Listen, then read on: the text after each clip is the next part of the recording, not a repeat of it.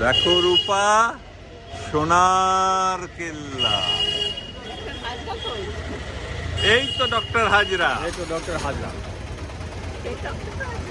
এও ডক্টর হাজরা, হাজার হাজার ডক্টর হাজরা। বল, দেখো রূপা, সোনার কেল্লা।